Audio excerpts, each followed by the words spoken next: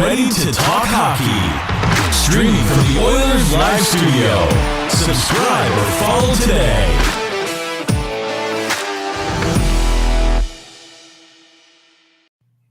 Hey, it's Michael here with Oilers Live on the drive home. My name is Michael, also known as Oilers Live. I've got Ryan Lotsberg, who's been closing in on being a co-host lately, as Dash is scouting the opposition in Vancouver tonight. We're going to take our listeners and our regulars home tonight, our new listeners. We're live on EdmontonSportsTalk.com. You can hear us on TuneIn or iHeartRadio. Special thanks to Dustin Nielsen, Matt Iwanek, Tom Gazzola, Lieutenant Eric, and the rest of the crew at Edmonton Sports Talk.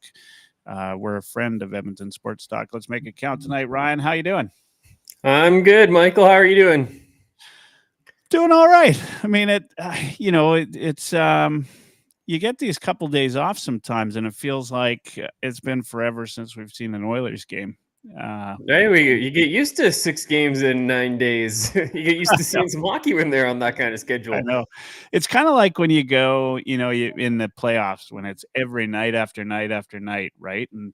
And you're just used to hockey, and then all of a sudden you get these in the later rounds. There's like a couple days or a day between games, and it just feels like you haven't seen hockey in ages. They usually do that in the first round too. It's just there's 7 other series you get to watch in the meantime, right?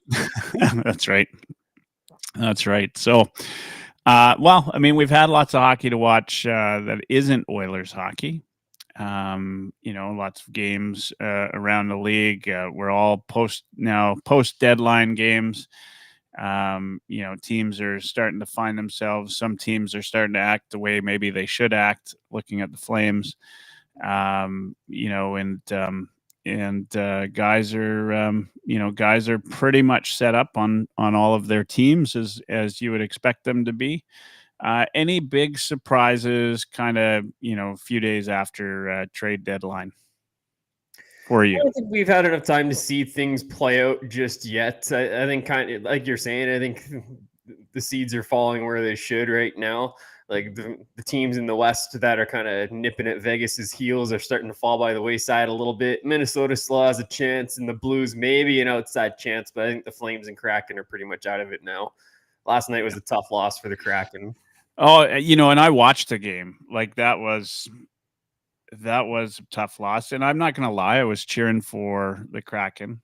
I'd love nothing given all that's transpired, and we'll talk about that tonight with the Vegas Golden Knights. But I'm cheering for the Kraken. I hope that it turns on Vegas. Although it's with the win last night, I think they're pretty safe. It would have to blow up in their face in order for them not to make that final wild card spot. I think the West is pretty much decided.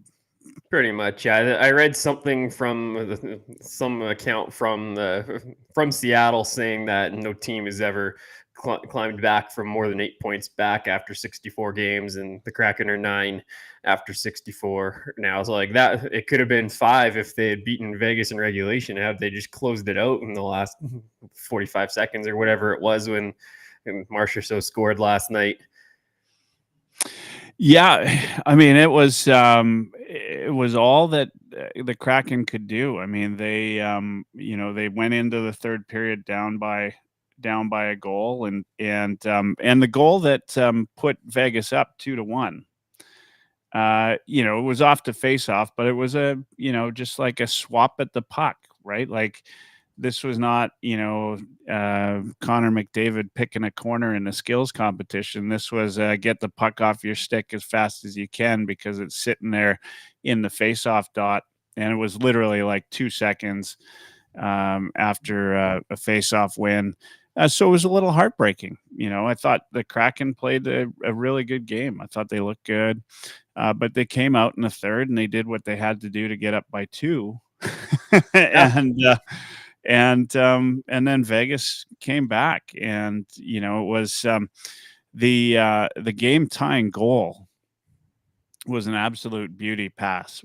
In fact, it was so good that when I saw it in real time, I thought it was just a good bounce.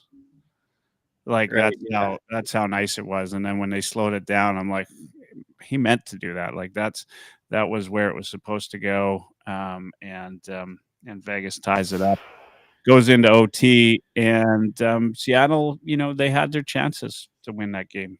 They didn't, and they paid for it. Bjorkstrand looked good. He's been one of the better Kraken of late, anyway, and yeah, it's too bad. I would have really liked to see them come back and unseat the Golden Knights. I think the next best hope might be Mini. I think that's the only hope at this point. Yeah. So there's really not much that could happen. And by the way, it was Jordan Eberle's 1,000th game. Yeah, I was gonna say it was sad to see Seattle couldn't pull it out for Ebbs' 1,000th game. Yeah. Yeah, that's a pretty big deal, right? Like 1,000 games in this league. A good deal of them with Edmonton, of course, and then the trade to the New York Islanders. I find it's kind of funny. Like he's still a polarizing figure in oil country, right? Like I thought everybody would loved him. And it's been I had to look, like it's been 7 seasons since he's played for the Oilers. Yeah, and people still aren't over it. Yeah.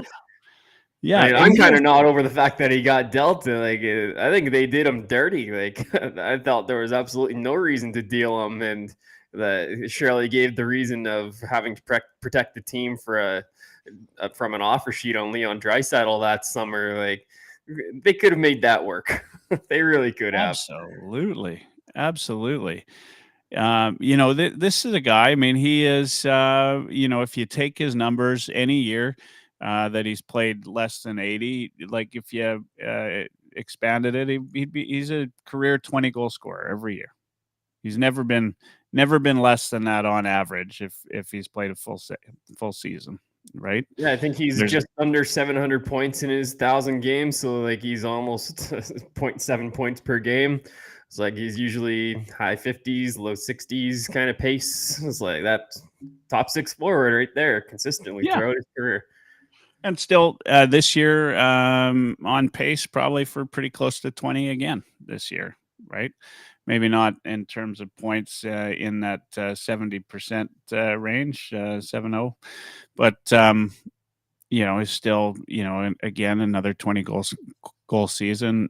He's fun to watch. I mean, you know what you get with Eberle. I don't think I think he would have been a lot of folks wanted him back on the Oilers, see him play his 1,000th game in an Oilers uniform. I think I would have been all right with that. Maybe not a couple of years ago, but I think where the Oilers are at now, if they could have made something happen, I would have been all right with seeing him in an Oilers uniform. How about yourself? Yeah, I was cheering for it when Saravalli said that the Oilers were watching the situation over Thursday night into Friday morning before he signed. I was cheering for it. I was hoping for it. I had my Eberle jersey on last night watching the game, but absolutely would have been a great fit. Like, we've been looking for a right winger in the top 6 ever since he left, and he would have been I think the acquisition price would have been reasonable, and he's got I think he's close to even strength points with Henrique this year, and natural right shot, natural right winger, experience playing with Leon Draisaitl, proven playoff performer. I think Ebbs would have brought a lot to the table. Yeah, absolutely. I mean, he would have been a nice addition. Would have been great to see him. Say hi to Jacqueline, who's watching over on Facebook. Thanks for the comment. Hi, Jacqueline. Thanks for tuning in. So it's it's been interesting. I mean, the last couple of days, obviously, some games happened. Buffalo, like 7. On the board for 7 against Detroit. That's pretty good. Like, that's not the first time Buffalo's done that this year, right? They and of course they beat the Oilers on the weekend. They've got some talent on that team. I'm actually. I thought this would be the year. Maybe they'd break the barrier. They just can't seem to get it to go. But Bowen Byram seems like a good He's been great. good addition, right? Did he get 2 or 3 last night against the Red Wings? I know he got 2 at least. Let me just check here. I didn't see the stats. I saw the score, but I didn't see the stats. Yeah, just 2. He gets 2 last night against the Red Wings in a 7-3 win. You think Buffalo will make it next year? You think this is finally their year? What is it? 14 years? It's been a while. Yeah. This just goes to show you that progression isn't always linear, right? Teams are going to go through peaks and valleys along their development curve, and Buffalo is a great example of that. Like, when the puck's going in for them, like they've got a ton of skill. Like Tage Thompson is unbelievable. Dylan Cousins has emerged as a really good center. Like their back end is just loaded with young talent. Like you look at Darlene, you look at Owen Power, Bowen Byram now. Samuelson is a rock for them back there, young guy that they just locked up to a nice team-friendly deal. So like they've got a lot of good pieces in place. UPL, Ukko-Pekka Luukkonen has kind of emerged as a really good goaltender as well. Like Jack Michaels was saying, best in the league in save percentage and goals against since Christmas. Like he's turning out really good now. That's not too shabby. Yeah. And I mean, some of this though, I always caution because, and I talked about this, I think last week. Like when you look at, you go to the decade of darkness for the Oilers, and you go to the second half of the season, or even more so the last, where we are right now, the last 20 games. The Oilers played some good hockey those those seasons, right? And they did it with an AHL team. I think guys are like at that point in the season, like there's no pressure anymore. They just play differently, right? Like they might. I don't know what it is, but well, they're fighting for contracts for the next year. Fighting for contracts, yeah. They want to prove something at this point, so I think it's a little bit different. It definitely is hard to grasp whether or not this team will be. And we've thought before, right? I mean, Buffalo's had the best of winning streaks, and they've had the worst of losing streaks in this stretch. It's been really, really crazy, and they've been an enigma. How about the Calgary Flames? I mean, this is a team and I hate to say it, but I watched a lot of these Flames games over the last little while when they were, 7-3 or something like that, after they got rid of Lindholm, and then they got rid of Tanev, and they still looked like they were, giant killers. They beat the Oilers, obviously, scoring 6 against the Oilers. I'll give them, this is about as many kudos as I'll give the Flames, but they were probably, in my mind, one of the hardest working teams in the league for a little stretch there. I think is finally caught up. Like you just can't keep that pace without that talent. And they lose 6-2 against the Avalanche. I think they're on I think they've now lost 3 in a row. So they're and by big margins too. Like Florida took it to them, Carolina took it to them the second half of a back-to-back. Now I know Sportsnet didn't have their regional broadcast that day against Carolina because of travel issues. I don't know if the team had any travel issues that day as well that could have played a role. But I mean, they're just continuing to struggle against. I mean, those are good teams they're playing against too. So absolutely, like they're being put in their place right now, especially after losing Hannafin at the deadline and just the accumulation of everything they've lost over the last little while. It had to start adding up at some point. Yeah. Now, sticking with the worst of the league, the Blackhawks have put up 2 consecutive 7-goal games. Yeah, 5.9 for Bedard, right? Yeah, which is absolutely crazy. I mean, you've seen Bedard play obviously a couple of games this year. He's easily leading the NHL rookie race. I think he's, I don't know how many points exactly he's up, but he is up on that. Thoughts on him? I mean, is he going to be the superstar that we thought he was going to be? What's your thought? I think that the comments at the beginning of the season were exceptional hockey player, tons of skill, going to be a star, but maybe not to the level of Connor McDavid or Sid Crosby.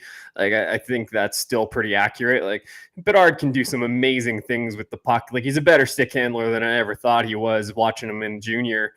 And we know about his shot. It's just ridiculous. But I still think that his size and his speed are going to slow him down a little bit in relation to a guy like McDavid. Yeah. Yeah. And I mean, the size came into play already, right? Yeah. The hit he took, obviously, it's not junior hockey anymore, right? Yeah, welcome to the NHL, kid. Yeah. Yeah. But he's been a point a game player so far. He's hit 20 goals. He's I'm just looking it up, 13 points ahead of his next Brock Faber, and he's played 14 less games. So he's going to run away with the rookie scoring. I would imagine he'll win the Calder. I mean, shout out to Faber too. Faber's a D-man, second in this rookie class in scoring. Like, that's fair. Really good. Yeah, and Minnesota's got the two, obviously Marco Rossi and Brock Faber in there that are doing all right. A couple of guys like around the league that have looked really good. Again, I hate to. There's the fellow Connor Zary in Calgary. He's looked pretty good. When he's on, and he's put together 29 points on a subpar team. There's a lot of guys. Fantilli may be the one that I thought would be a little bit further up, but he's still from a points per game. He's still, leading in the. He's right up there in the rookie class this year. Yeah, I mean, Fantilli's a talented player, really good skater. He's got the size, and I think he was able to use those tools to his advantage playing college hockey. Like, I think he was just bigger, stronger, faster than a lot of those kids. Now that he's at the NHL level, it's a little more difficult for him. But again, like, Fantilli's got a really bright future in front of him. Yeah. Yeah, absolutely. Like, it's just too bad he's on the team he's on. Yeah. Sucks for him. Yeah. I mean, that's like, to me, I'd and I know Aid is, if he's listening, he'd probably be yelling at me, but I'd rather be on Buffalo than Columbus in terms of teams. If I was, of course, as somebody who's never played in the NHL, I'd just take where they put me. But yeah. I know Fantilli was excited to play in Columbus. That was like a childhood dream of his, right? But I agree with you in terms of the NHL landscape. I'd much rather be playing in Buffalo right now, a team on the way up. Columbus is they started at the bottom and they're falling. Yeah, absolutely. So if we look around the league right now, I mean, the teams that really kind of, when we talked about this in the heavy hockey group chat, in terms of the West, but if you look around the league right now, you're starting to see teams kind of get their bearings, and this is where you want to be. Any player will tell you they want to be hot going into the playoffs, right? When you look right now, who's your top team in the league, West or East? Top team in the league. I really like Dallas for whatever reason. I just think they're really well-rounded. They're deep at all positions. They got a star goaltender in Ottinger, and like, they are fast. They play a tight checking system as well. I think Dallas is going to be a real difficult out. Yeah, I mean, it's hard to argue that. Dallas has put together a pretty good team. I love the mix of veterans and up and coming players. There's in Jason Robertson, we know can score, right? Like, he can do over 100 points last year. Yeah. And you're right. Like, they they can get gritty. They can do things on both sides, whether it's skill or muck it up in the corners. They can do either. And everybody loves to hate Jamie Benn, right? Yep. and he's the kind of guy you want in the playoffs, really. I personally, I think right now, I mean, it's hard for me to discount Florida. Yeah, Like they just, I they just don't know if you didn't caught have any it. of that game last night. That was a good game, Dallas, Florida. No, I didn't. I didn't catch it. But did you watch it? I watched a good chunk of it, and like again, tight checking hockey, not a lot of room to move. Things opened up in the second half of the game. Dallas got up by a couple, and Florida came back on them. I guess I didn't see the end, but Yeah, yeah, that was and a good hockey game. yeah, I'm just looking at the stats in the game. I didn't, I didn't even really think about that. But Robertson did score a couple in that game, or he scored one.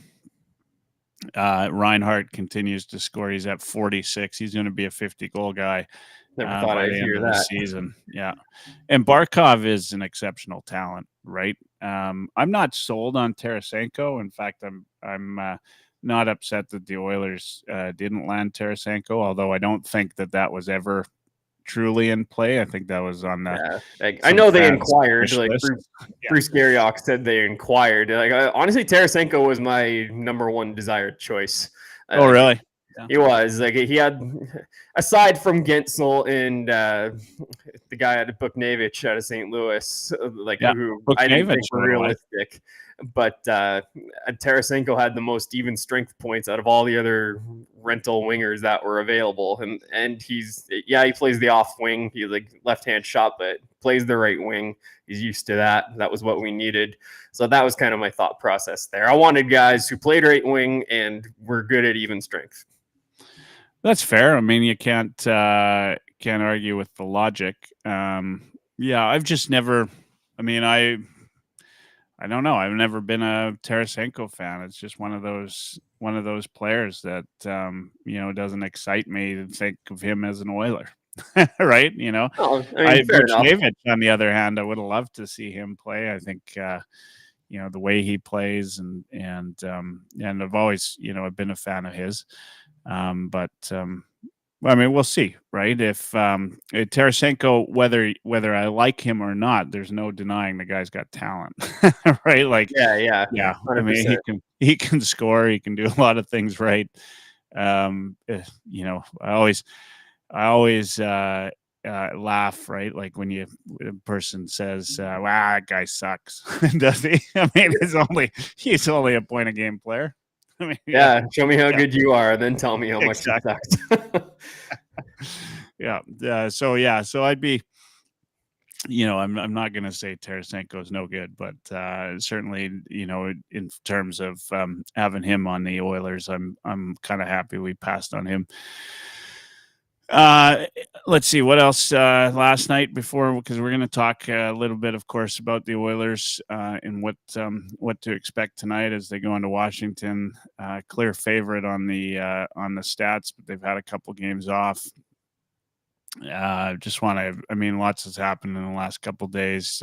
So we talked about the Kraken, we talked about the Golden Knights. I do want to talk about the Golden Knights. You did a couple of we don't have a ton of time, 5 minutes before we take a quick break. You did a couple of articles about the Golden Knights and the cap, circumventing the cap. Yeah.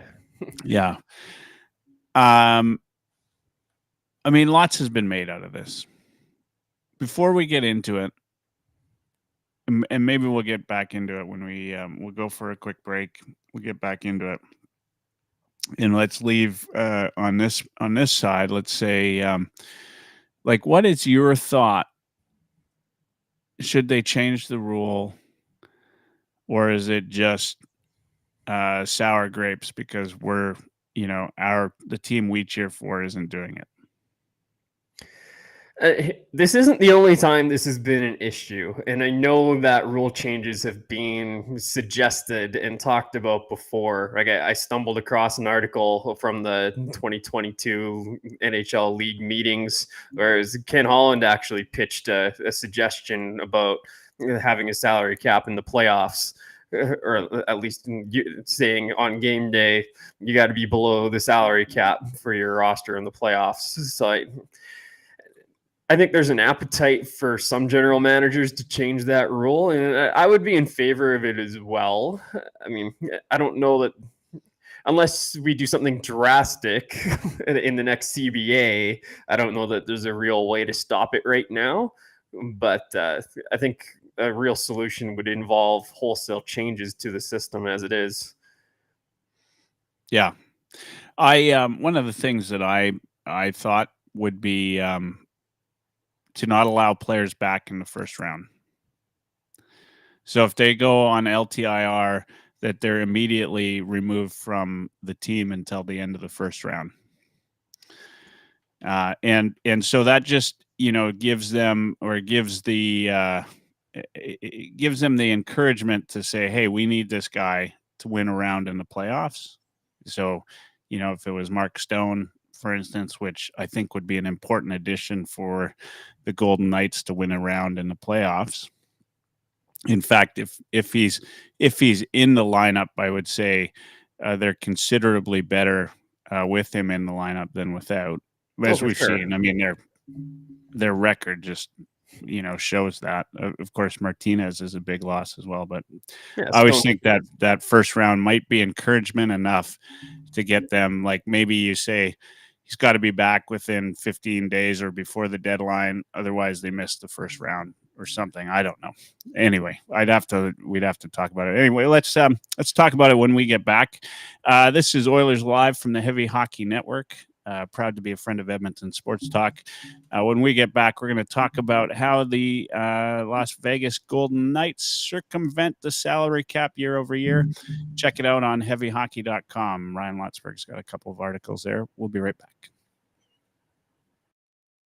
And Bruce and the rest of the fantasy hockey hacks right here on Edmonton Sports Talk, Wednesdays at 9 p.m. Mountain, or tune in at youtube.ca/heavyhockey and make sure you like and subscribe.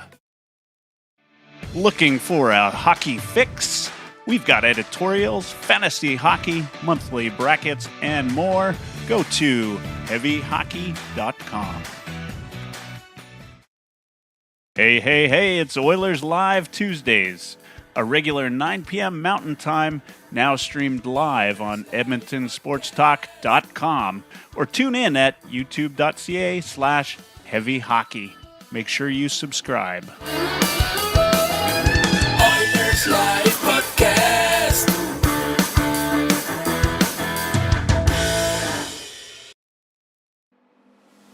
Want hockey podcasts? Tough Call Podcast, 99 Forever Podcast, fantasy hockey hacks, and replays of Oilers Live.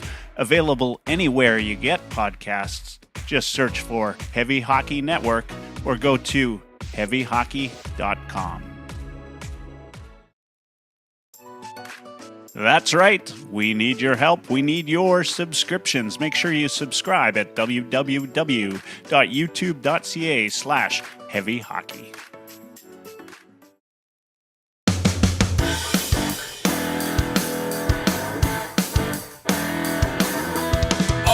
Live Podcast.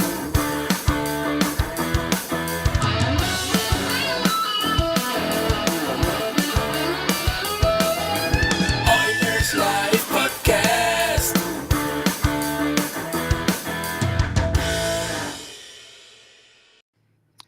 Hey, it's Michael here again for Oilers Live on your drive home, where you can listen to us live on edmontonsportstalk.com, which is available on TuneIn or iHeartRadio. We are a friend of Edmonton Sports Talk, here with Ryan Lotzberg, I'll get that right, senior writer at heavyhockey.com. We're going to talk a little bit about the Vegas Golden Knights and their LTIR situation. If you haven't read them, he's got two articles up about the Golden Knights. I guess they're part 1 and part 2. Is there a part 3 coming? No, we're capping that at part 2. There's a hard cap on that series. All right. Yeah, there's finally a cap as it relates to the Vegas Golden Knights. First off, kind of give me the summary of what they've done the last 3 seasons, if you don't mind. Yeah, so 2022, the escapades actually kind of started with the Jack Eichel trade, because they acquired him knowing he was going to need neck surgery in 2022. So they placed him on LTIR, and they were operating in LTIR that season. And then when Stone went on LTIR that year, I mean, like they didn't make the playoffs, so like they didn't actually do anything at the deadline that year. I think getting Jack Eichel was their piece, and when he returned, they made a push for it, but ultimately fell just short. Last year, they had to do a little bit of cap gymnastics with the Stone injury. They traded Shea Weber's contract away, and they got a prospect in return. Like I thought that was a little weird because they had to give up Evgeny Dadonov to Montreal. That's a $5 million player at that time to get that LTIR contract. And they were able to get rid of it and receive a prospect without giving anything else up. So I think Arizona made that pretty easy on them. But anyway, so they get rid of that. So that created some cap space. And then they got relief on top of that cap space by putting Stone's $9.5 million on there. So what they made 3 trades at last year's deadline. The most impactful was Ivan Barbashev for Zach Dean. And Barbashev, we Oilers fans know it. He was part of that line with Marchessault and Eichel that just lit the Oilers up in the second round. Barbashev was a really impactful addition. That he was only $2.25 million. Yeah. They also got Teddy Bluger from Pittsburgh for a 2024 third. And he only played 6 games for them in the playoffs, but it's a depth addition, and he's a competent depth addition. And then they got Jonathan Quick at 50% retained, which I believe was $2.9 million from Columbus. So they added, I don't have the number off the top of my head here, it's just $7-point-something million at the deadline. Quick didn't see the ice in the playoffs. Bluger only saw 6 games, and they got 1 impact player in Barbashev. Yeah. So it was beneficial to them, but it wasn't like they loaded up. It wasn't like the Rangers where they got Tarasenko and Kane at last year's deadline. That was crazy, but they went out in the first round. So you never know how that plays out. Yeah, for sure. Yeah, and then you know what happened this year. Yeah, we know what happened this year, but it's the same thing like year over year, right? I think you outlined, and let me just see here. So last 3 instances, right? 2022, LTIR February 14th, activated April 12th, right? 2023, LTIR February 20th, activated April 20th. Like that, the dates are like, it's just weirdly similar. Right? Yeah, well, remember, they didn't make the playoffs in 2022. So it wasn't like he came back for game 1 of the playoffs. It was the regular season ended, and then he came off of LTIR. Right? But you need to have a year to learn what you need to do, right? Now I think they've figured it out, right? Yeah, and obviously the timing last year is suspicious. I mean, we saw Tampa Bay do it with Nikita Kucherov in 21, when we saw the Blackhawks do it with Kane in 2015. But the counter argument I might have is, what if Vegas rushed Stone to get back into the lineup for game 1 of the playoffs? Right? And we know the Oilers were targeting his back, or at least that was the accusation, and that was in round 2. Right? It's like, I don't know that Stone was at 100%. The guy had 2 back surgeries. Yeah. In 2023, right? What is it, a spleen this year, they're saying? Yeah. The new injury, the injury du jour is lacerated spleen. Yeah. So, I mean, there's, and if I recall, I mean, it was the same thing though last year at about this time. They suggested he might not even be back for for round 1, right? Like that's the it just seemingly sort of works out that he's back in the mix. I mean, what's your thought? I mean, do you think one way or the other? You think he'll be back in time for playoffs magically, or do you think his season's done? I think given the timeline of the injury, like I don't think he's going to be back for round 1. I mean, I remember Peter Forsberg had a similar injury and came back in the Stanley Cup Finals. I don't know the dates. I don't know when he had the injury, or if it was later in the season than what Stone had his. And I believe there's one other instance where a player came back in the playoffs after a lacerated spleen. But I don't see it happening for game 1 of round 1. I'll put it that way. Yeah. Yeah, my thought on it is about the same in terms of what's going on with him this year. That he's not going to be back. So this was a two-parter. So first one was the conspiracy theorists, right, and the solutions, and the second was to talk about the trades that have happened. This year. Like, I mean, obviously now they're 3 years into doing this, right? To my point, do you think they're learning the system a little bit better? Oh, they clearly understand it. They're using it to their advantage, right? Like they clearly understand the system, and like we're kidding ourselves if we don't think all 32 teams don't understand the system, right? Like, yeah, Vegas is in the fortunate position of having a really injury-prone $9.5 million player on their roster, right? He's like, I guess that's the benefit of spending a lot of money on a guy who's going to be injured a lot for you, is that you can use LTIR to your advantage. Yeah, fair enough. And I mean, the crazy thing for me is that they're going to sneak in this year, right? Like it's going to be close. It'll be down to the wire. I would expect them, though, to sneak in by 2 or 4 points. If Stone's not in the lineup, just based on where they are in the standings right now, unless if Minnesota goes on some crazy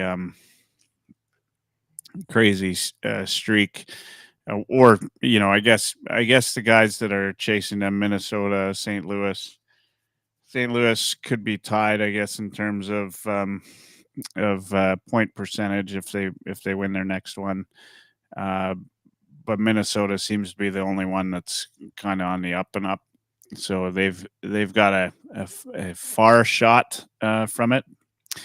Curious how close it'll be come to the end. The Knights are 3-6-1 in their last 10. Of course, they've added Mantha, they've added Hanifin. Who am I missing? They sold at the deadline too. I mean, Yeah. they sold bottom 6 players, but they still sold at the deadline. So like they're not as good as they once were. Yeah.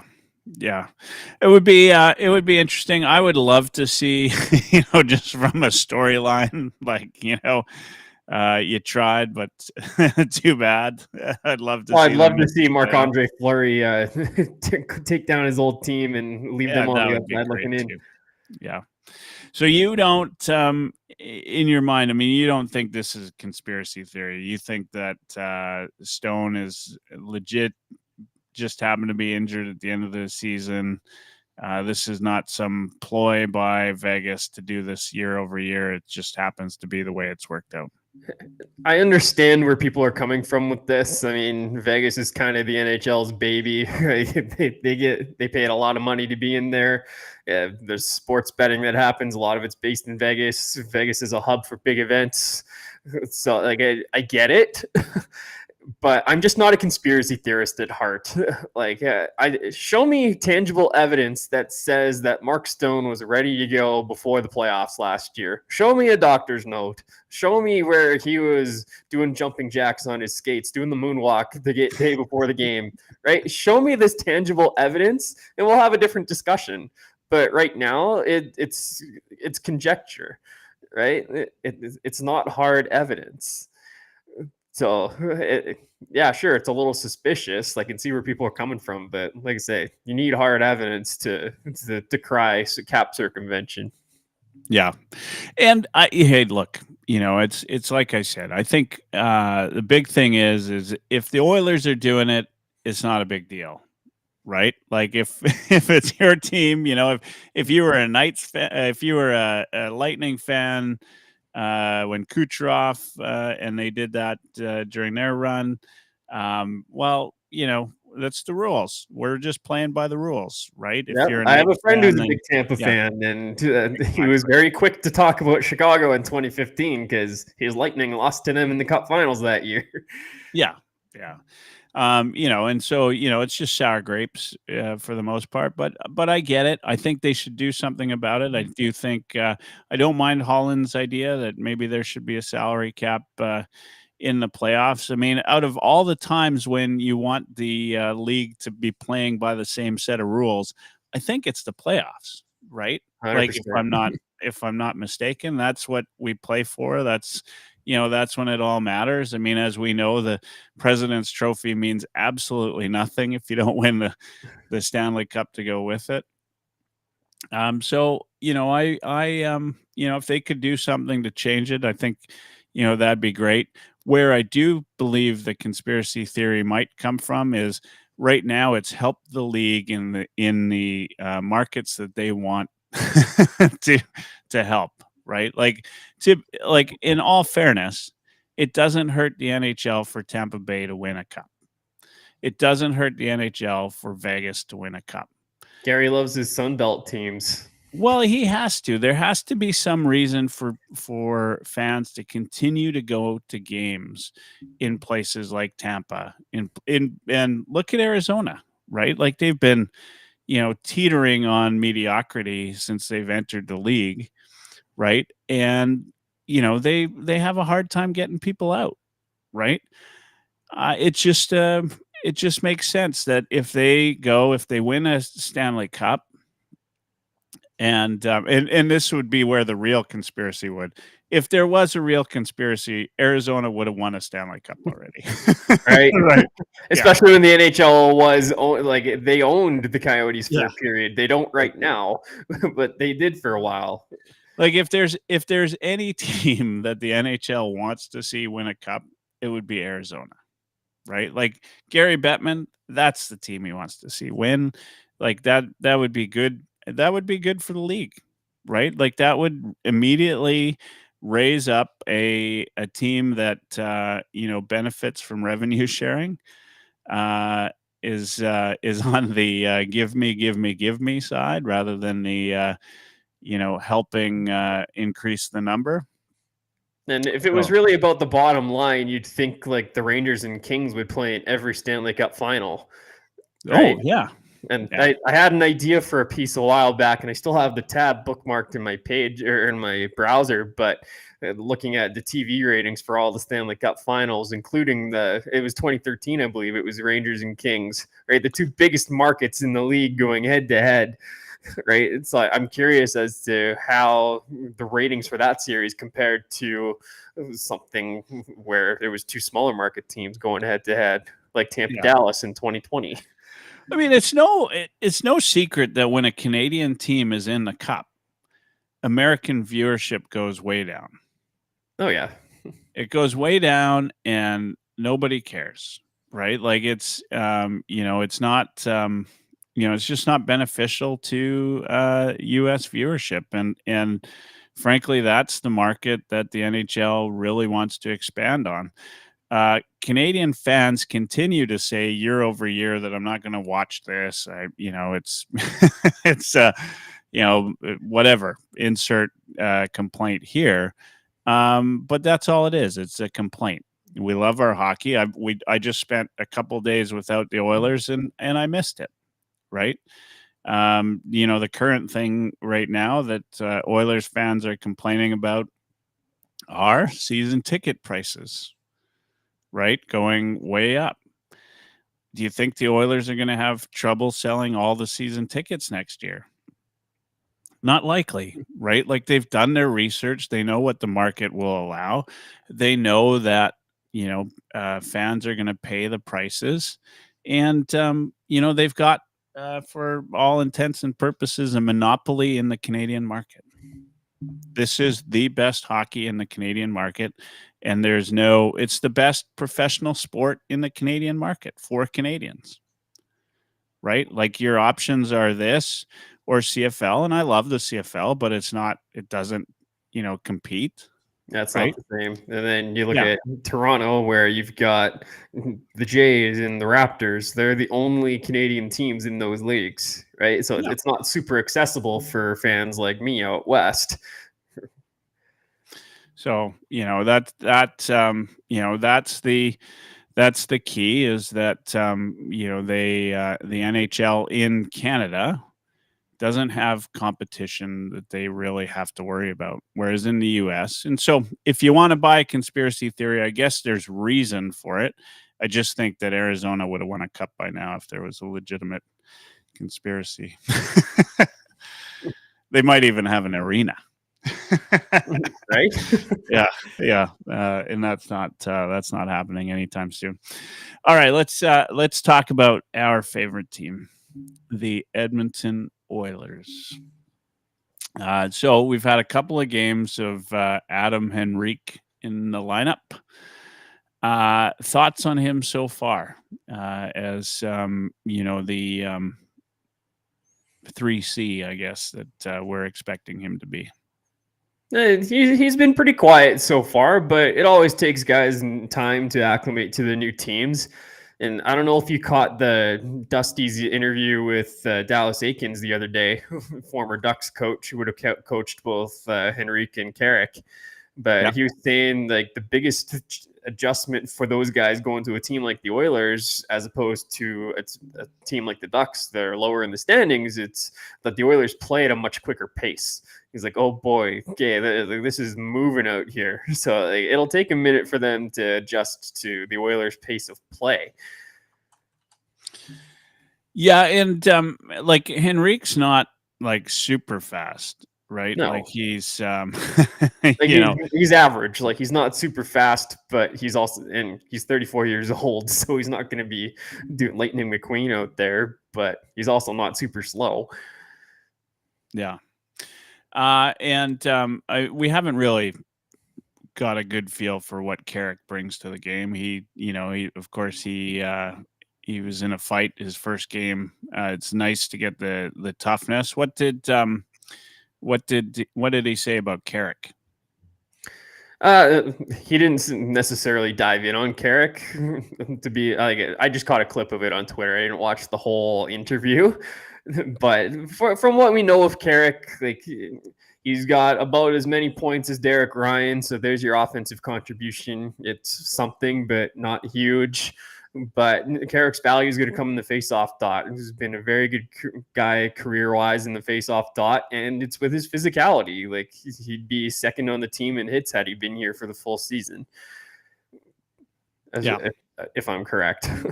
I think you are correct. He's right up there. I keep talking about McDavid. He's doing everything this year, and it's worried me. I do want to see guys like Carrick sort of move in and be the physical presence that McDavid is actually leading the team with. Like he goes out every night and is a physical presence and a offensive presence. And like I hate to say it, but like PK Subban knows, like as goes McDavid, go the Edmonton Oilers. Like he's that much of a player. I think in the stretch we saw everybody contribute. But when we're outside of that stretch, it's McDavid. Like it's, there's hopefully what we see as the Oilers go into the playoffs is more of a team game again, which we saw, in the big 16-game win streak. I think as of late or since the All-Star break, it's been a lot more McDavid than I would like to see. Not that I shouldn't say it that way, because we want to see all of the McDavid. yeah. I mean, I love it when he's playing the way he's playing, but I would love to see other guys step up. And we really hoped, I guess, when Henrique came in, that would be kind of the impetus for the second and the third line, maybe seeing Draisaitl. I do like the fact that Knobloch has put back together the lines that were successful early on in the win streak. Thoughts on those and the lines so far, and having Henrique with Kane and I think he's got. I'll have to look, but I thought Brown was actually on the third line. Yeah, he is. Wing in practice. Yeah, he was. Yeah. Thoughts on that? So as much as people were frustrated that Colin didn't go out and get a legit sniper for Draisaitl at the deadline, he seems to always do well when he's got a player with speed on somewhere on his line, whether it's Connor McDavid or Ryan McLeod. Like McLeod has played on Leon's line for stretches in the past, and it's always been dangerous. Always. It doesn't always produce a ton of points, but whether it was like McLeod, Hyman, and Draisaitl, or McLeod, Hyman, or McLeod, Draisaitl, and Fogle, as it's been recently, Draisaitl seems to benefit from having somebody on his wing with speed. So yeah. I definitely like the little wrinkle that he's got here, and I like the idea of Henrique and Kane together. Like, let's try it out, see how it goes. Kane doesn't seem to be a great fit all the time with Leon, and he drags everybody that he plays with down. It's kind of like Connor Brown in that regard. Like, Connor's not at his best when he plays with the Kane, and Leon's not at his best when he plays with Kane. So let's try him with Henrique and see how it goes. Yeah, and Kane has been streaky this year. Like, depending on the only thing that I would like to see is and we haven't seen this from Knobloch yet, right? Like, we saw it from Woodcroft is push Kane to be something else. Like, maybe sit him during a game for a little bit, right? Like, it's like when Kane gets upset, he plays a much better game, right? And so find that incentive for him to be that much better during the game. But despite Kane being streaky and going on these streaks, what I've enjoyed about him this year is he's never stopped shooting, and he's got a wicked shot. So when he's hitting the net, he's scoring. I mean, he's got 21 goals on the season. He hasn't scored for a little while. I don't know how many games he's got. It doesn't feel like he has 20 goals, but he's got over 20 goals.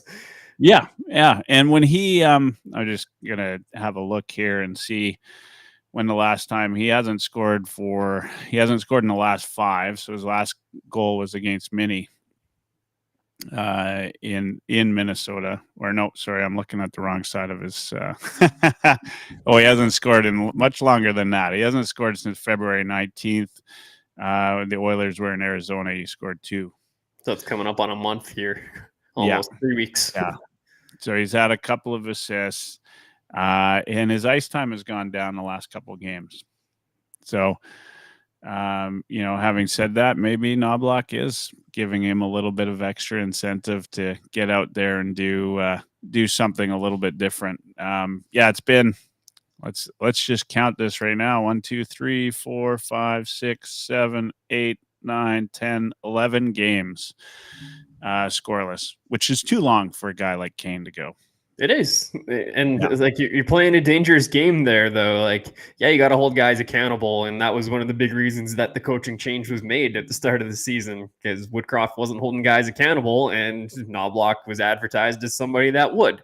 So here we are. Vander Kane is getting a little less ice time. But we've seen the subtle little comments that he's made in the media. Some fans made a bigger thing out of it than it was, but you can't help but think it might be something in the back of his mind that might be causing a little bit of angst, right? Like, I expect him to be a professional and bring his best in that third line role if that's where he's at, but he might not be happy about it, and we might not be getting the best version of Evander Kane. Yeah. Yeah, and that's the he's got to continue to shoot the puck on the net. It's the last game he played the fewest minutes, he had 3 shots, versus the game he played the most minutes was versus Columbus, and he had 1 shot on net. So you got to he's got to keep doing what he's doing and shoot the puck on net. I think he's but I think for Evander Kane, he's much more than a goal scorer when it comes to this Oilers team. He's the guy that's putting the fingers up when he's skating by the fans, and he's throwing that big hit that's changing the tone of the game. He's getting under guys' skin. He's dragging guys into the fights. Like, he has value there, but you also have him. You're paying him over $5 million to put the puck in the net for you. Yeah, and that's a fair statement. I don't normally love to talk about contracts as they refer to a player, but when it comes to Kane, I mean, yeah, they did pay him. That was what they paid him for, was goals, not necessarily the toughness and the grit, and he certainly hasn't done that yet. Adam Henrique, though, on the same note, I mean, he's gone 4 games without a point as well. Right. Yeah, So I'm going to be a little more forgiving on Henry because he's coming to a new team at the trade deadline and he's got a new kid at home. So it's a stressful time, but you'll figure it out.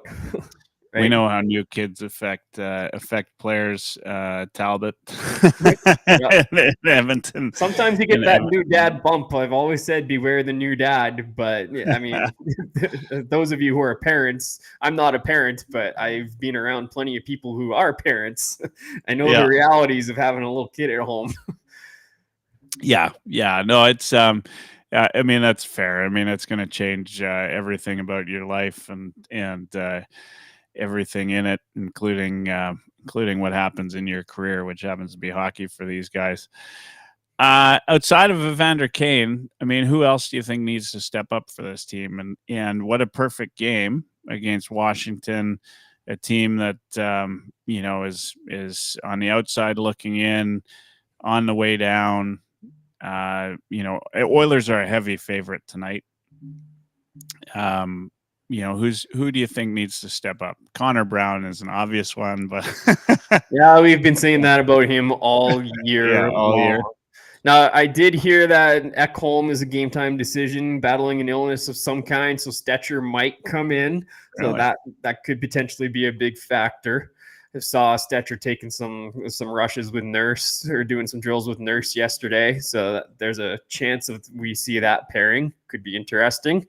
Yeah. Aside from that, like I'm looking to our depth scoring. Like I'm looking to Corey Perry. I'm looking to Matthias Janmark. I'm looking to those guys at the bottom to offer a little bit of something, a little bit of production at the bottom. It's like we know Connor and Leon are going to do their thing, but ultimately, if we're going to go all the way here, we need more contributions from the bottom. So I'm looking to guys like that, especially Perry, because we know we can. Yeah, and I'm not worried about Perry. Like, I just think when the playoffs hit, we'll see a different Corey Perry. We've seen it in glimpses so far. I had a little bit of a concern that he was going to come to the Oilers and be a changed guy because of whatever happened, in Chicago, right? Like that. Maybe that'll change the kind of edge that he plays with, but we've seen it. Like we've seen that edge sometimes, and he just has a knack for getting under people's skin. And I don't know what it is. Maybe it's the way he smirks. Maybe it's the way he looks, but he does. And it could be so much as a tap on the ankle, right at the right time. He might, he just knows probably where where to give the love taps, which can really hurt a player. I just think once the playoffs hit, Corey Perry is going to be Corey Perry. We're going to be happy he's on our team. The other guy though that I'd love to see Janmark. Like, we keep talking about Connor Brown, but I want to see more out of Janmark. Like, sure, he had a couple of goals, back to back, but like, honestly, like, what surprises me is that people haven't been on Janmark as much as Connor Brown. Like, up until the other day, Janmark had one goal for the whole season too, right? Like, now he's at 3 goals, I think. Yeah, he had a good week there, and we're off his back a little bit. And no, you're totally right. 4. Like, he has 4. Okay, yeah. But he scored 2 in one game, right? Didn't he? I can't remember now. I think you're right. I can't remember which game it was. But no, we definitely expect more from Janmark. Like, I know he can. Him playing in the top 6 is never never a good option, but he gets looks up there because he's trusted by the coaches to play not only the defensive side, but they know he can contribute a little bit. He knows he's got the intelligence to play with the top 6 guys in a moonlight kind of role. So yeah, we absolutely need more. I go back to when he was in Vegas, he played on the top line for a stretch. He wasn't like ideal, like he wasn't great on that top line, but he filled in because he, at the time he could. I haven't been overly enamored with his play this year, and knowing that he can do that much better, I'm like, a part of me wonders, why nobody seems to, like, he just seems to fly under the radar. Nobody, like, he should be the happiest guy that Connor Brown is on this team. Yeah, 100%. I mean, for me, like, Janmark is at least kind of treading water at even strength. Like, he's not getting caved in like Connor Brown is. Fair like enough. Connor Brown's goal share is hovering around 30%, whereas Janmark, I think, is in the high 40s last time I checked. So I think he's holding his own, at least. Like, he's dependable defensively. He does things that the coach wants him to do. So he's got that. So he's not making little mistakes, like not getting the puck out of the zone, like I see Connor Brown fail to do on a consistent basis. The play isn't necessarily dying on Janmark's stick all the time, like we see with Connor Brown. But you're right, the production isn't there, and we know he's capable of more. Yeah, 100% capable of more. But he is 1-0 in the ring. Like, he absolutely demolished Coleman. Yeah, that was awesome. It was pretty awesome. I know, tough calls listening right now. He's probably 10 games. Suspend him for 10 games. So Connor Brown is in Washington. He played a few games in Washington, as we know, not many. I think he didn't score any goals in Washington either. I might add 4 games, I think it was. Yeah. Have you like completely lost hope on this guy? Yes. Is he going to pot one? I mean, like, at some point, it's just got to trickle in for him. Right? Like the other night, he had, a couple of nice opportunities. He stole the puck that one time. In my mind, his biggest challenge is that he's in his own head. Like, if I were him, like, there are times when he's passing the puck where he, should be more selfish. Right? Like, he's still looking for the pass. If I'm him, I'm thinking shot until I score that goal. I don't necessarily see that. Like, the only time I saw that was the end of the Pittsburgh game, where he made the pass to Nurse to give him a chance at his hat trick right at the end. The buzzer beating shot.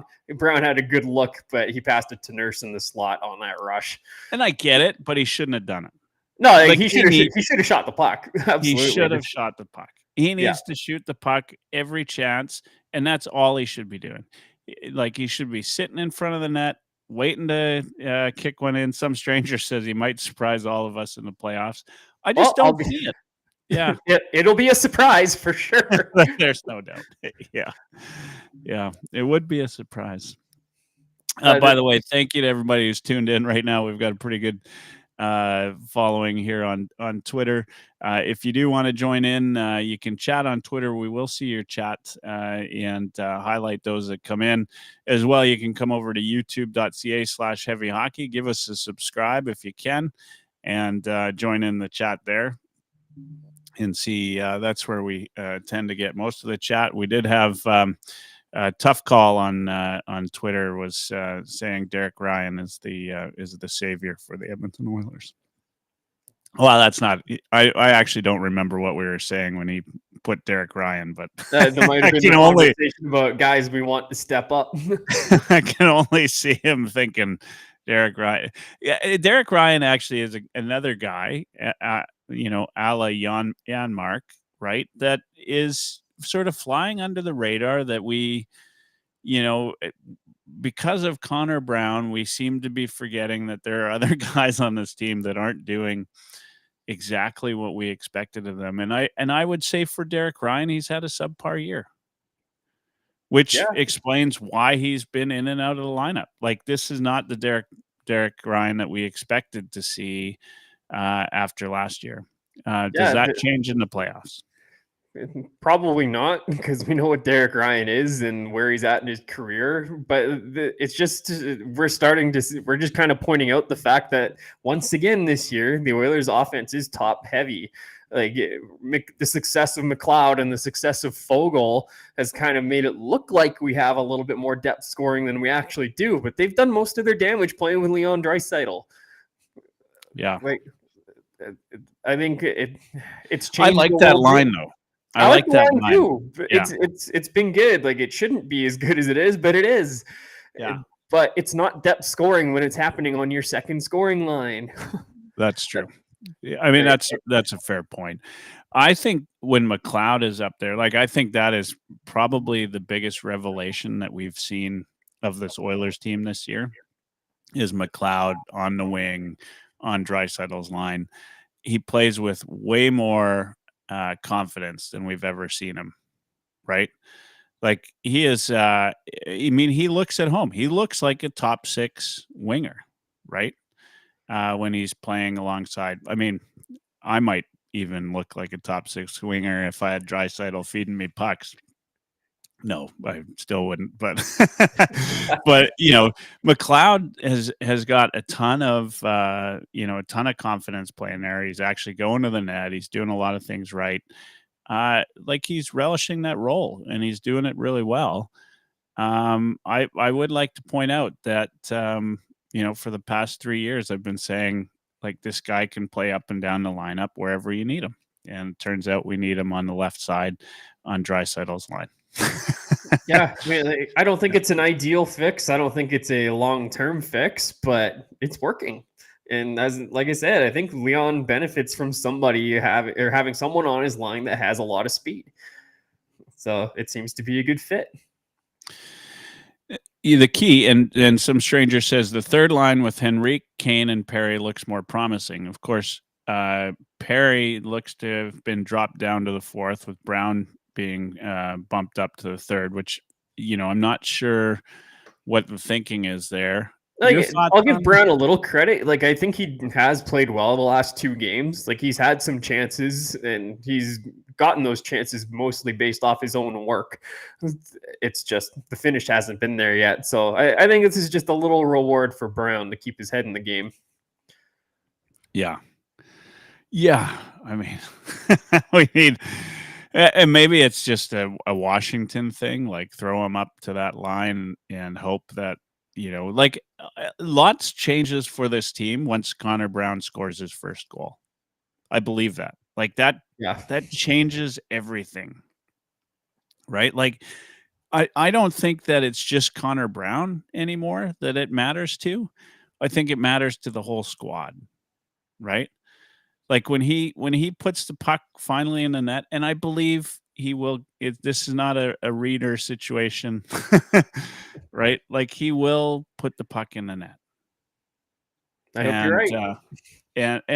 It may be tonight. I keep hoping that when he does finally put the puck in the net, that it's a meaningful goal.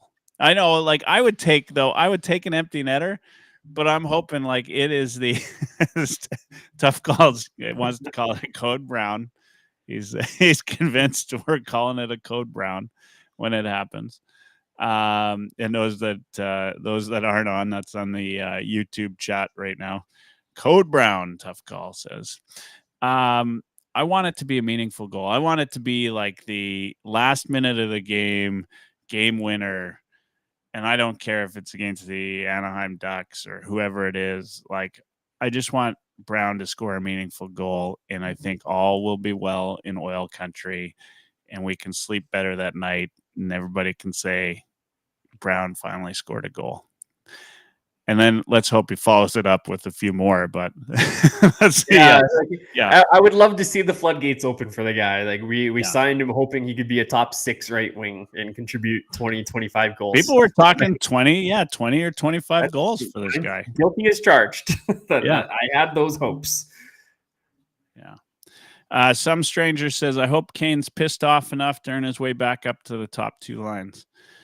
Does that change anything for this team if Kane gets back on a heater? Do you put him back into the top 2 lines? Does he work his way back in and maybe McLeod works his way back down if you're not completely convinced that McLeod is a top 6 winger? Or because I don't think you are. Or Fogle. Yeah, I mean, Fogle was never meant to be a top 6 winger, right? McLeod, I think even more so than Fogle, should be up there. That's a good point. Thoughts on that? It just goes to show you that the way that this roster is created just gives Coach Knobloch so many different options for line configurations, and it's because we're so stacked on the left side, and we've got 7 guys who can play center out of the top 12, but we've got very few that are natural right wingers. Like Corey Perry, I think, is the only real natural right winger right now. Like Hyman's always been more comfortable on the left, but we've had to play him on the right this year. Fogle is typically a left winger, but he can play on the right, and that's where he's been most of the year. Derek Ryan has been a center most of his life, but playing right wing because he doesn't have the boots for center anymore. So it's awkward at times, but it just gives you options for line configuration. So you could put Kane back up at second line left wing and shift McLeod over to the right hand side. Or you keep Fogle on the right-hand side, bring McLeod back down. Like there's so many different options. Yeah. Yeah, there is a lot of options, and there's no doubt with the amount of centers on this team that, you can do any number of combinations. It's a far cry from what we thought would happen at the beginning of the year. We'd hoped for McDavid, Draisaitl, McLeod, if not Ryan Nugent-Hopkins to finish off that way. I mean, that was the dream, wasn't it? A couple of years ago was RNH would be our third line center. And we would be this stacked team of depth. And it's just never worked out beyond that, right? Nobody's taken the reins on that third line. And, part of me always wonders, geez, tough calls reading my reading my show notes here. He says, how different are these conversations than even 3 years ago? When did we get so much depth? I think the depth has kind of been there in the center side for a while, right? Like, I think at some point it probably was said that we hope that McLeod is our 4th center, and the riches we'd have down the middle. And we could, do anything with this lineup. But it's never amounted to more than 2 lines. And it's still, until we see what Henrique brings with, whether it's Evander Kane and Connor Brown or Kane and Perry or McLeod and somebody, like, we still don't know that we've got a third line that's going to produce. No, and that's the downside to this. It's kind of like that old adage where it's like, if you've got 2 goalies, you don't have one, right? We have a billion different possible combinations for second and third lines, but none of them are like steadfast, sure, steady options for production. So really, it's like we don't have one at all. We have several configurations that can get hot for a little while, and then they'll eventually cool off, and we try something different. Yeah.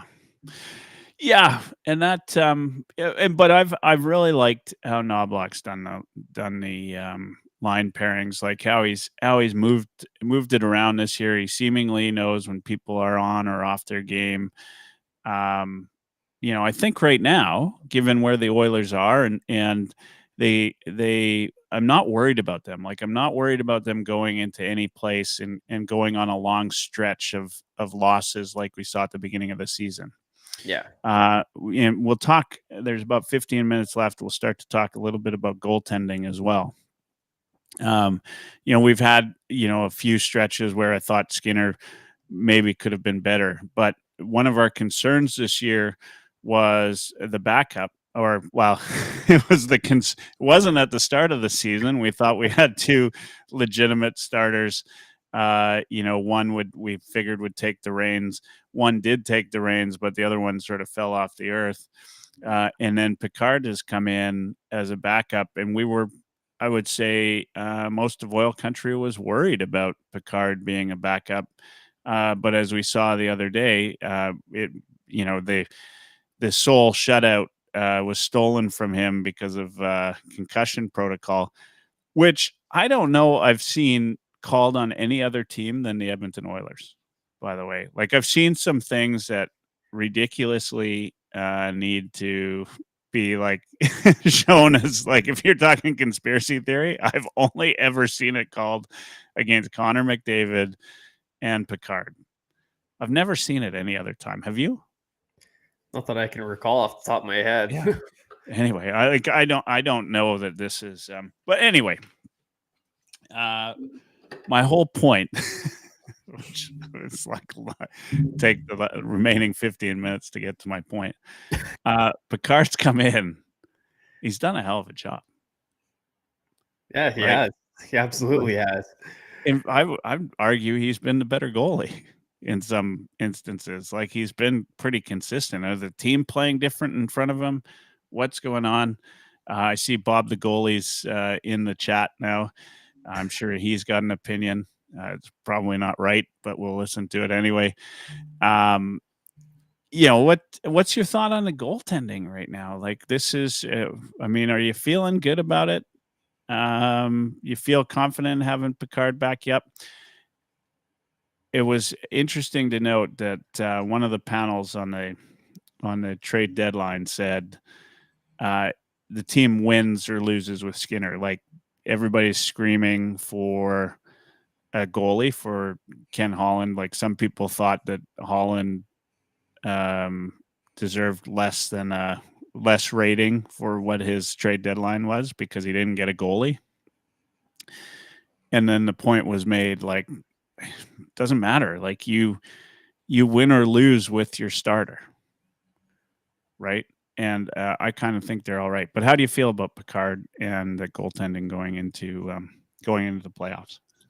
Yeah, I was honestly really excited when we got Picard a couple of years ago because I knew he would be a solid veteran number 3 option. Like, I thought there was a level of reliability that you're not going to get with many organizational number 3s.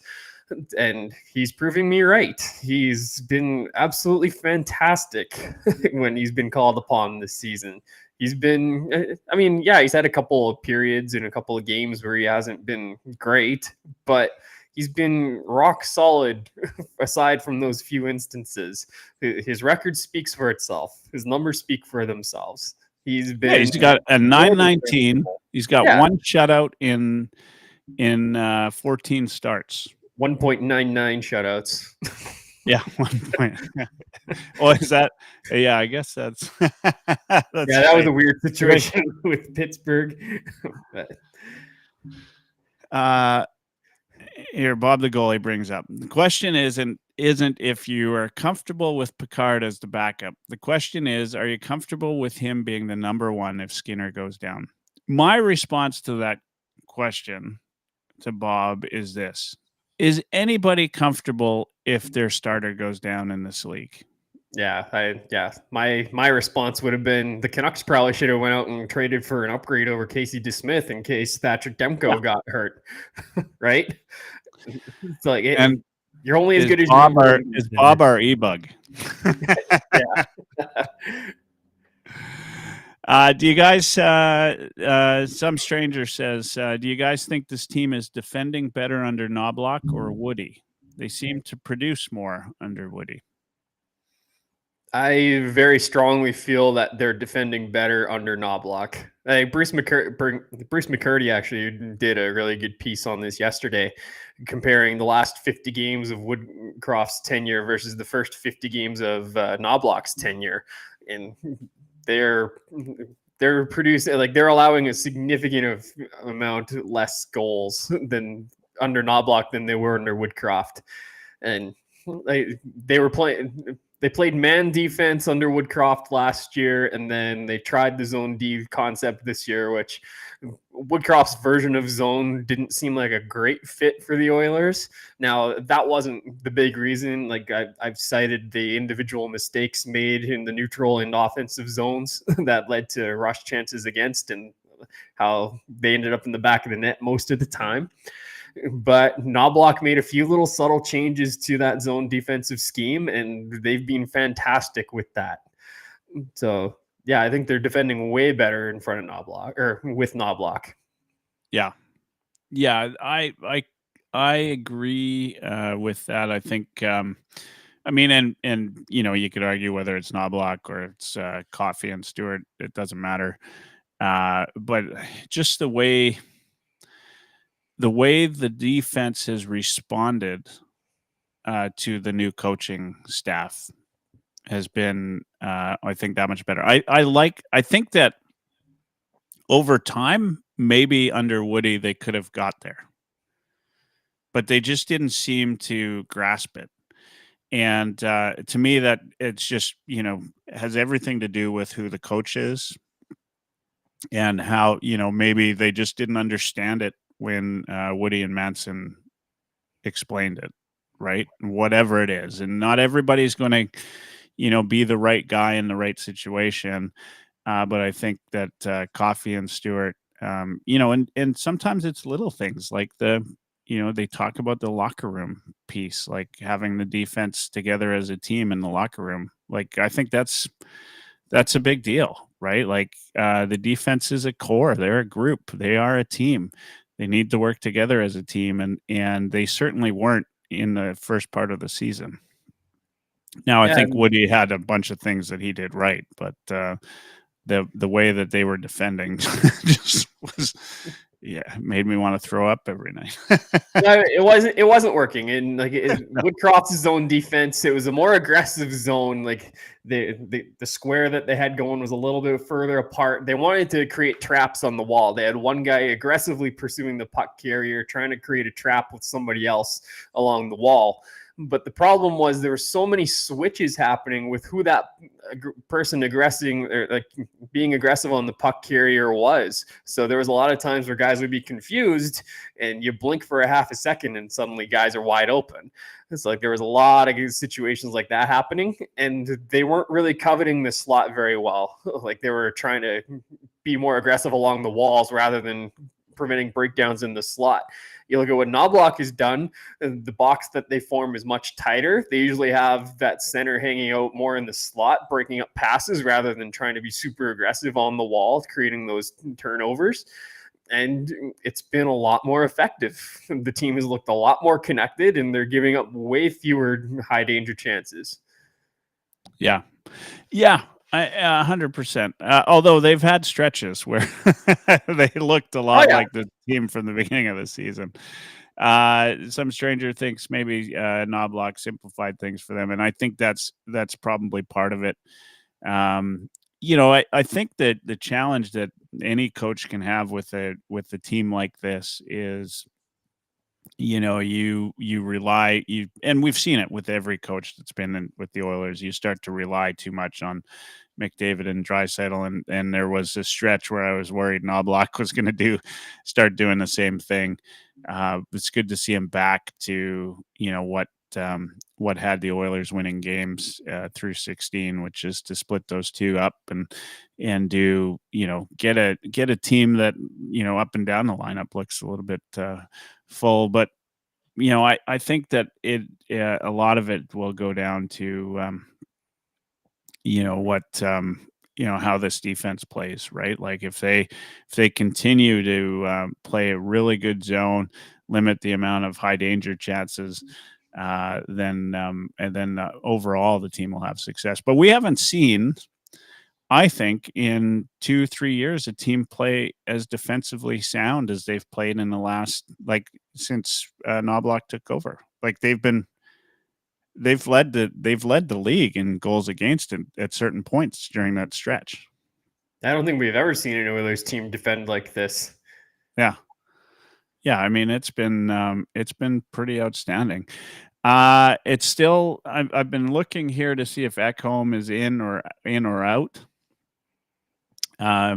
If he is out, you said that you saw. I mean, this is going to be the big debate, right? Like you said, Stetcher and was going to be playing with Nurse, That's so it looked. I just saw them doing a little drill together. That's okay. That's all I saw. Yeah. Okay. Because I'm trying to. I'm thinking like, where does he fit in if comes Well, out? I mean, that's the awkwardness. Like you got a left-hand shot coming out of the lineup, and you're putting a right-hand shot in, so somebody's gonna have to play their offside, right? And so one of the right-handed players might have to play their offside. We know Kulak can do that, but he plays left, right? So if Ekholm's out, your left side is Nurse and Kulak, and insert player here. Yeah. So maybe it's CC, maybe it's Stetcher. I highly doubt it's going to be Bouchard. It's hard to say. It's like Ekholm coming out will pull the pin on the defensive pairings, and we're going to see them explode and be shuffled. Yeah. This is going to be interesting. Some stranger also was talking about the power play regressing significantly. 0 for 17. Right, in 6 games. Yeah, this is not the first time this season that they've gone through an extended stretch where they've struggled. Yeah, it's an interesting challenge for the Oilers this year. Like, and some people would oversimplify it and say that everybody knows what the Oilers are going to do. But the thing is like you might think like what Connor McDavid's going to do, but playing against him is a whole different story, right? Like he does 10 different things, but you've seen those 10 things every time, and you don't know how to defend against them. So I don't buy that, right? Like he still is beating players. He's still getting pucks over to Draisaitl for the one-time shot. I don't get it. I mean, is there anything on the power play that you see? The one thing on the power play that I haven't seen enough of, which was a concern at certain points with the Oilers, was I think Bouchard has stopped shooting at will, right? Like I think he needs to shoot more, or at least for a stretch. Like if we're 0 for 17, like the next 2 or 3 games, just tell him to like wind up, because I think that other teams aren't expecting him to shoot anymore. Like that basketball player that needs to hit a bunch of threes to open up the lane for him to bring that defender out, right? I mean, the thing that I see is like the Oilers' power play has always been at its best when they've created chaos and they outwork the opponent on the boards, and then they're creating more broken plays that way, and they've got the skill to make guys pay if the play is broken a little bit. It's like, yeah, they get into a rhythm that's almost numbing. Like McDavid gets the puck on the left, and then it works its way down to Hyman, or back to McDavid across to Draisaitl. Like they do force that pass to Draisaitl a lot, and I've seen a lot of defenders kind of adjust their positioning to be able to pick that off a bunch of times. But for me, it's how do they create chaos? It's by forcing a little bit more dangerous passes and hoping that it hits skates, and they create races for pucks and they win them, or they create races by taking shots, right? Yeah. Shoot a little bit more often, you create a little bit more chaos, and you've got to bring the work rate up. All right. Well, that's where we're going to end it. I mean, we talked right through to the buzzer.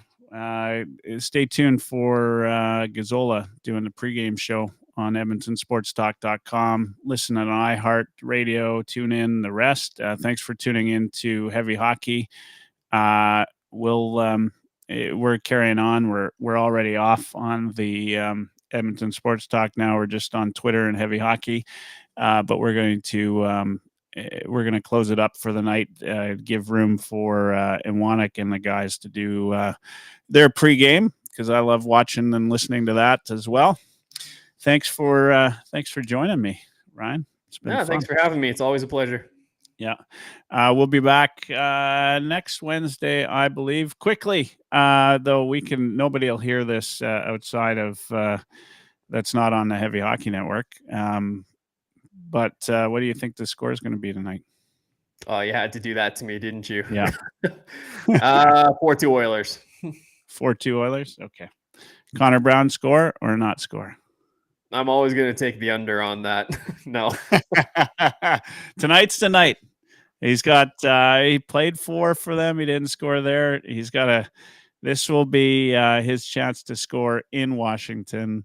Connor Brown finally scores tonight. Bob the goalie says 5-2. I'm going to go 5-2. Connor Brown with the game winner. All right. Go for it. Everybody have a great night. Thanks for tuning in. Go Oilers, go.